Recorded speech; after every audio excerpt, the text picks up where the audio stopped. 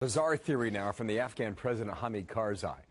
According to the Washington Post, Karzai is said to suspect U.S. involvement in recent terror attacks in that country as a way to draw attention away from civilian casualties caused by U.S. airstrikes.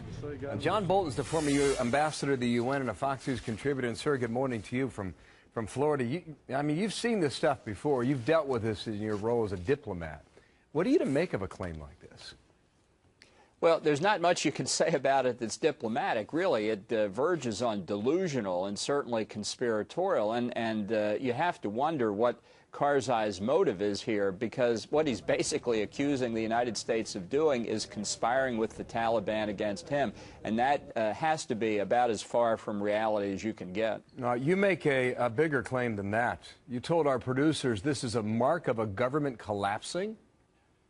Well, I think it is. I think this is the sort of behavior that you see in governments that know that they're in their final days, and yet it comes at the same time Karzai will not sign the equivalent of a status of forces agreement with the United States that would at least keep 10,000 Americans there. So I think this kind of erratic behavior is, whether you want to get into personal psychology or whether it's just political fear, is very disturbing, both for the Afghan national government and for the United States. Our ambassador there in Kabul put out a statement, or at least according to the Washington Post, this is what he said, and reading now, a deeply conspiratorial view that's divorced from reality.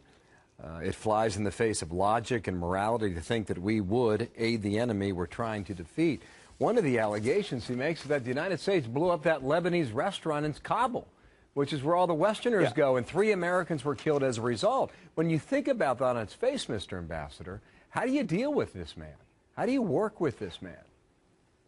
Well, I'm not sure that we can anymore, and it really points to the mistake that we made in personalizing Karzai as the head of the Afghan government, and I think more broadly to think we could construct much of an Afghan government to begin with.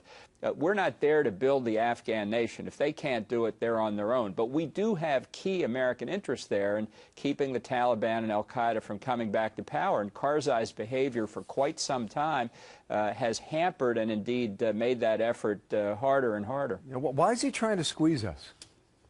I mean, what do you think is behind that? I think he's very worried that his regime's days are numbered, and he thinks by putting pressure on the United States he can get more concessions out of us. But, you know, after all the years we've worked with President Karzai, to see this kind of behavior either indicates he never understood us from the beginning, or, and I don't mean to disparage the man, but there's some psychological problem going on here. Well, you're not the only one who has suggested that in the past. Thank you, Mr. Ambassador. There's also this story about the releasing of detainees in Afghanistan, which is really a rub for the U.S. military fighting over there.